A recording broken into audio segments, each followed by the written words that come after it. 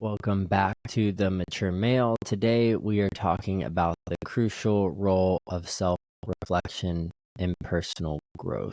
We're going to be using the analogy of water and base it on this quote. It's only when water is still that you can see your reflection. When we rush through life, it's like choppy water. We can't see clearly. Slowing down allows us to see ourselves with clarity. Address the challenge. In a world full of distraction, we often don't make time for stillness, but it's necessary for true growth. Let's get into it. Segment 1, why self-reflection is essential. Let's talk about the difference between living intentionally versus living on autopilot. First of all, most of how we live is subconscious. It's something like 80% of what we do is just autonomic. So part of it is normal and biological, and thank God. If we were intentional with everything we did, we would go mad.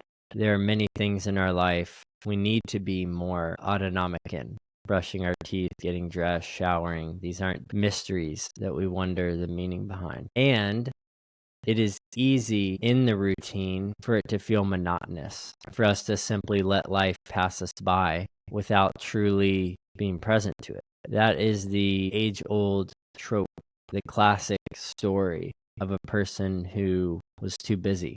There's a quote by the Benedictine monk Thomas Merton, who says, "It's quite possible we get to the end of our life and only meet the very first time the person we were meant to be." Jim Finley reflects on that quote by saying that we often experience depth deprivation, that we're just skimming over the surface of our lives, not being present to how it is. This is true in trauma work as well. It's helping people slow down and be present. It's moving from information to experience. Yes, you're telling me what happened to you, but what was your experience of it? When we live intentionally, we are tuned in to our lives in a way that grounds us in reality instead of being taken every which way the wind blows. Self-reflection can help us by gaining clarity on what's important and what's not. Visually, our visual neurons were only meant to pay attention to so much. You're looking at this video or listening to this podcast even, and you are only able to tune in and be aware of so much. And that's for a reason. Again, if we were intentional or aware of everything in all of our life, we would go crazy. We would not be able to move forward. We would get overwhelmed. So by having a limited ability to focus on a certain amount of situations and feelings and beliefs, then that tells us there needs to be things that are important to pay attention to and not paying attention to. And we can very easily see what's working and what's not. What are the things in our lives that improve our quality of life, and what are the things that degrade it? The second thing self-reflection helps us with is aligning our actions with our values and our goals. We talked about this in a previous video. Check it out here. It's important to live an integritous life where our core values are being efficiently expressed in our daily life in a way that leads us to accomplishing our goals, where all those are streamlined. Our goals align with who we are. Our actions align with who we are. Who we are is a subset of values that we are comprised of. The next thing reflection helps with is developing emotional intelligence and self-awareness. I've made 2 videos on that, here and here, which you can check out. Oftentimes we are not aware of the emotions we experience and the person that we are. Reflection helps us tune into regulating our emotions and expressing them more effectively, and being aware of the person that we are that is living the life that we're living. The last component that self-reflection does is it allows us to understand the connection between stillness and insight, how moments of quiet lead to breakthroughs. You can only know so much by doing and talking and acting out in the world. There is this required pausing, reflecting, and allowing things to come up where breakthrough happens. These are what we call light bulb moments. And I'll share a story about my journey in reflection. So I grew up very energetic young boy, was always active and doing things, socializing, but I was all over the place. I was chaotic. I had been diagnosed with ADHD around age 13, 14, and I was on medication until 17 or 18. I was terrible with time management. I was late to everything. I would lose things. I would forget things. I was not present in conversations. When it came to social activities, I would double book. I could never be still. It was uncomfortable for me because for me, I have trauma of losing my dad to cancer at age 11. And in moments of stillness and quiet, I get triggered and I get overwhelmed. So I don't want to be quiet. I don't want to be still. So I avoided it like the plague. I just stayed away.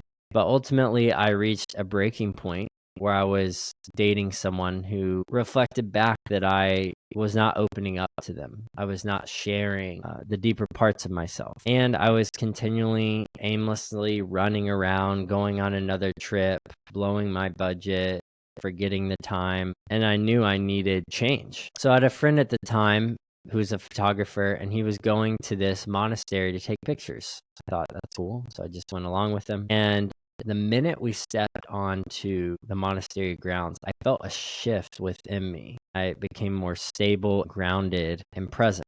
I just took note of that, so that's interesting. I knew I had needed help. I needed some sort of outlet, and I was looking for change. So I started going back to that monastery every week. And I would sit under an oak tree when the weather was nice, or on a bench, or in the church. And I would attempt to meditate. Didn't go well. I would roll my shoulders, loosen up, crack my neck, close my eyes, and say, okay, I'm going to meditate.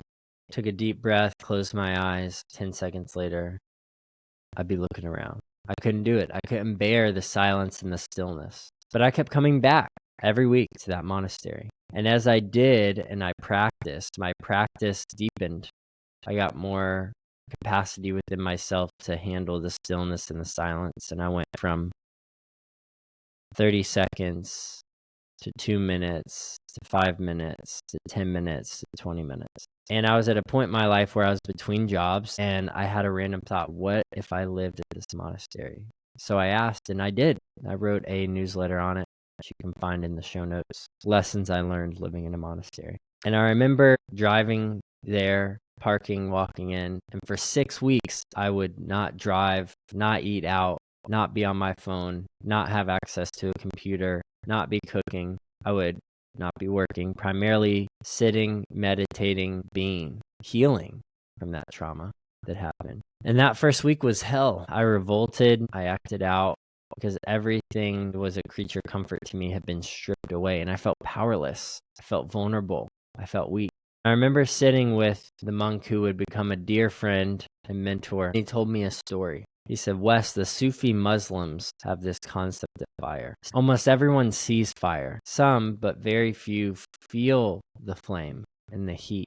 And almost no one is willing to be consumed by stillness, to live a life of stillness. And that story he told me was the very thing that led to 2 days later, an hour deep into silence. I revisit that trauma of losing my dad, and I find healing and restoration for the first time in my life because I was still. And in that moment of stillness, when I was fearful, and I was vulnerable, I felt weak, and it was unknown, is where I found love, connection, and presence. That changed the way I moved in the world moving forward. I got off my ADHD medication. I became more structured. I had a schedule. I didn't double book. I didn't lose as many things. I was present to people when they were talking. Now it's my job. Every week, I listen to 25 to 30 people talk to me, and I sit there, and most of my job is stillness. I'm keying in, paying attention to what they're saying, sitting silently listening. And I would never be able to have that capacity if I didn't have that moment of breakthrough that changed my life. And that led me to be introspective, because if you are always focused on the external and you're going, focus on this and that and just always on to the next thing, then how can you reflect on who you are, how you feel, where you're at?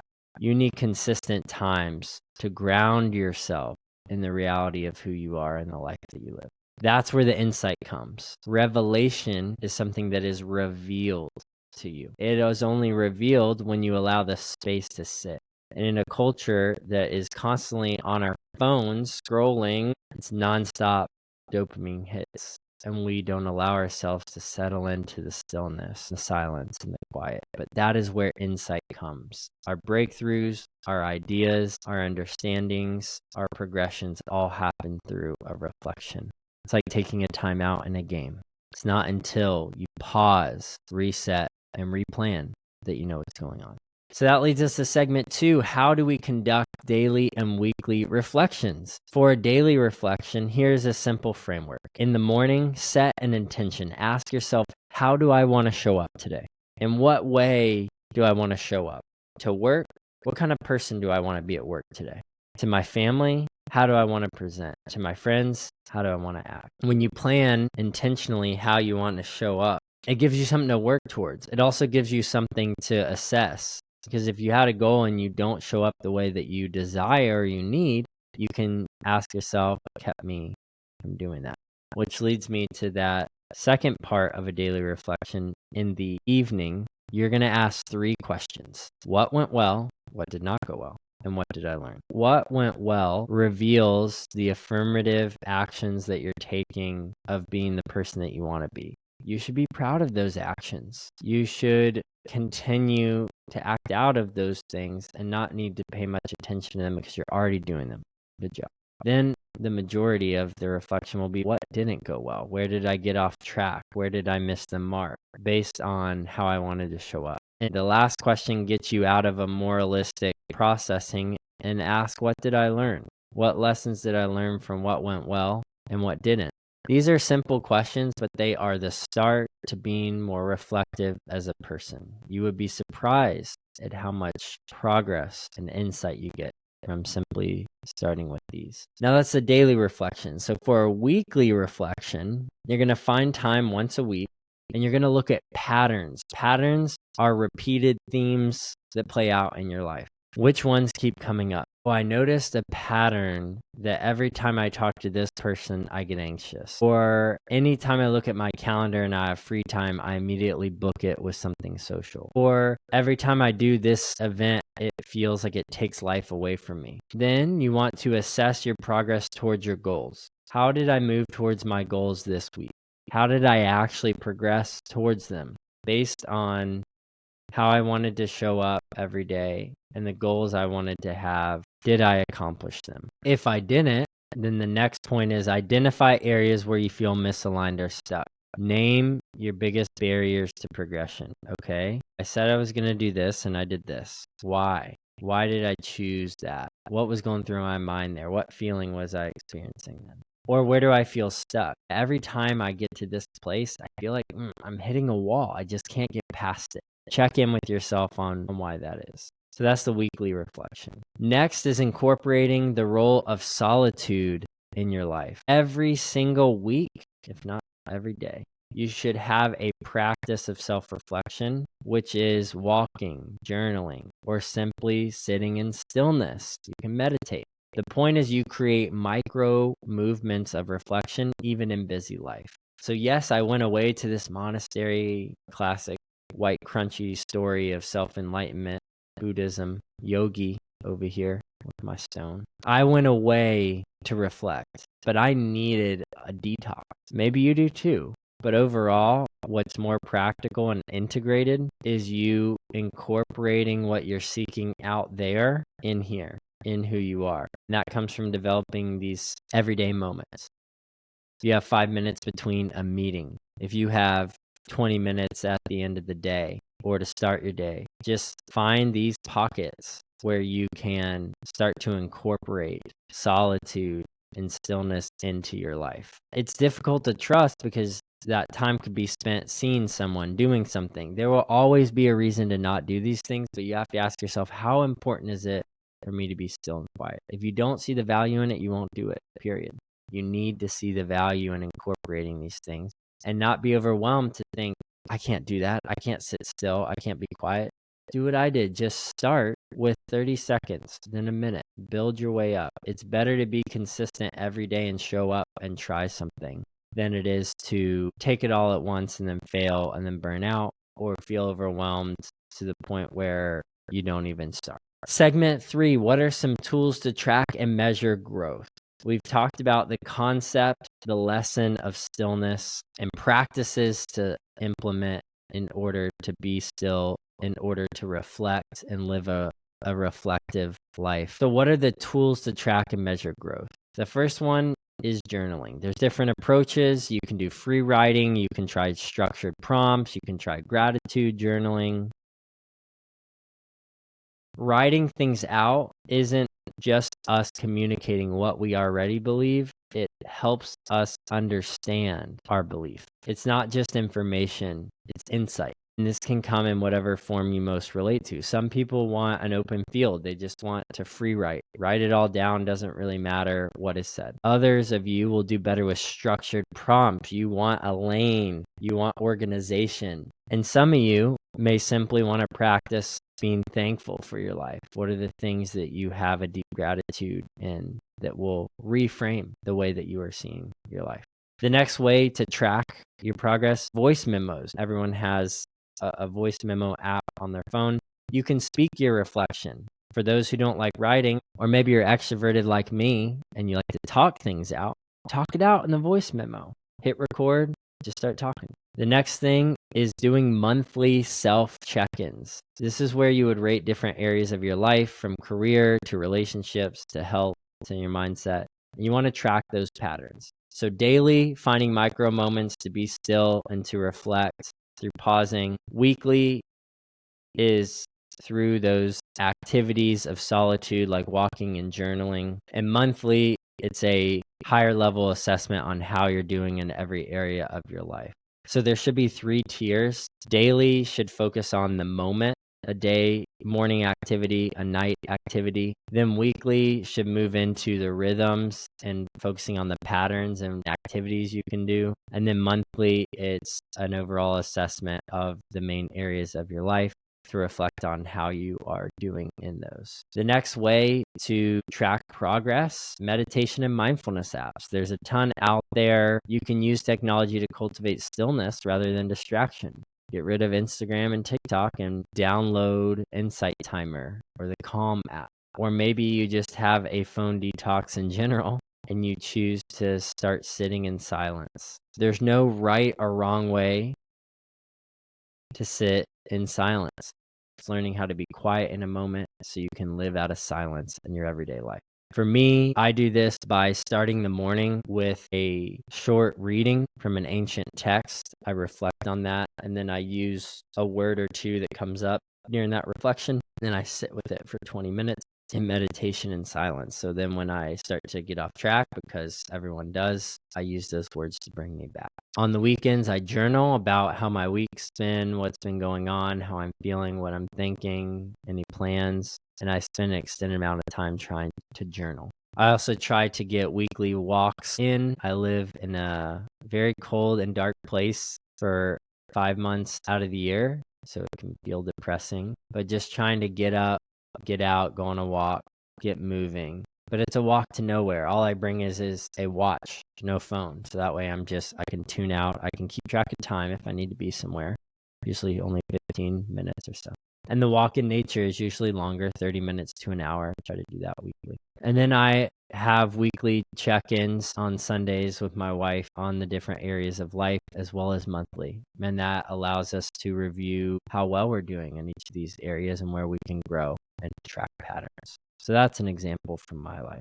Okay, the key takeaways here to reflect back what we talked about today. True self-awareness only comes when we slow down and reflect. We constantly are busy, we're moving, we're distracted, and we're living in chaos. If we have nothing that's a speed bump to slow us down, we will not reflect. We need to be able to learn to pause and see our reflection in the water that's still. If the water's constantly moving, we will not be able to see ourselves. We need to let it come to a stillness. This comes through living intentionally, living out of place of knowing what's important, what's not, how our actions align with our values and our goals in a way that helps us deepen our emotional intelligence and our self-awareness. Ask yourself, what kind of person do I want to be? Who is someone that is a role model for stillness and silence?